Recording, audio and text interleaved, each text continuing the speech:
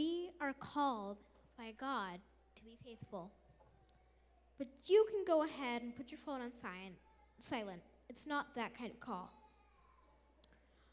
All right, so who here has a phone? Show of hands. All right, okay. And so, how many of you have seen somebody calling you, and you ignore them?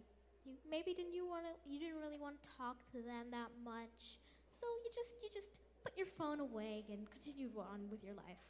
Don't be ashamed. I've done it too. Don't be shy. Would you ignore them if they were your God? The great Lord can call anyone to do his will. You could be tall, short, young, or old, and he may just call you to be his. But we shouldn't have to be called to be faithful. We should learn to be faithful on our own. Instead of playing games all day, spend a little more time with God, or just talk to him. But that's a sermon for another time. We might think that we are not good enough to be called by God. We think that only pastors, teachers, ushers, whoever are the ones who work for him. Despite our wrong thoughts, God calls all of us. You can push away your anxiety because he will help us succeed and he will reward those who work for him. It is important that we answer God's call.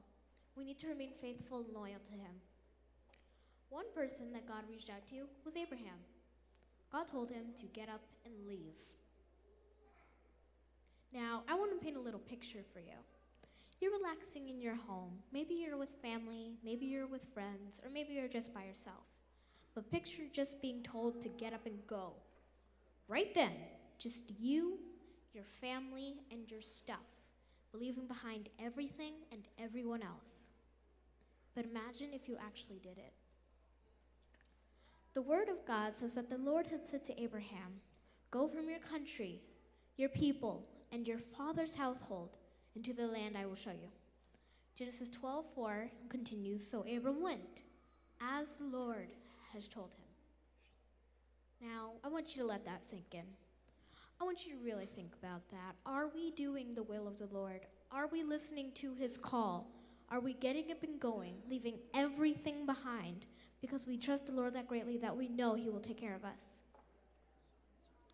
I want you to be honest with yourself. You don't have to say it out loud. You don't have to tell anyone but you and God. Are you listening to God's call? Are you trusting him with your life? I like to think of it as a trust fall. So come on here, Dad. Come on.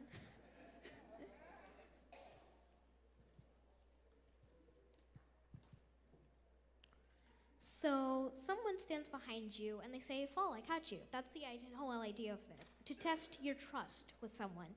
If your father is standing behind you and says, "Fall, I will catch you," you trust him, right? You're not like, "Oh, I don't know. I don't think you're going to catch me. You might let me fall." You might decide that, "Hey, I just got a text message. Hold on 1 second. I don't think you're going to catch me." But you don't say that at all, because you know that your father will catch you, because you trust him and you love him and you know he loves you. And so you fall. And of course, he catches you.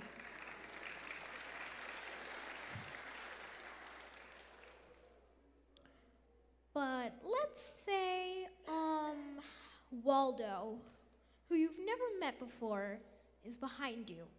He says to fall. You don't, right? And that's because you don't trust him.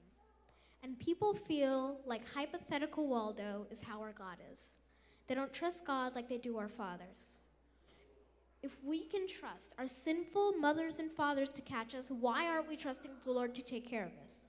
Why aren't we trusting God at every turn to know that it will be all right because he can take care of us? And I'm pretty sure that we all know the ending to the story. God protected Abraham. He blessed him and gave him a legacy that still lives on today. Because when God called Abram to be faithful, he listened. God blesses those who do his will. Are you so concerned with yourself that you cannot hear his call to be faithful? I want you to really remember and think about this from day to day. God is calling us all to be faithful. So don't decline his call. Turn up your spiritual ringtone.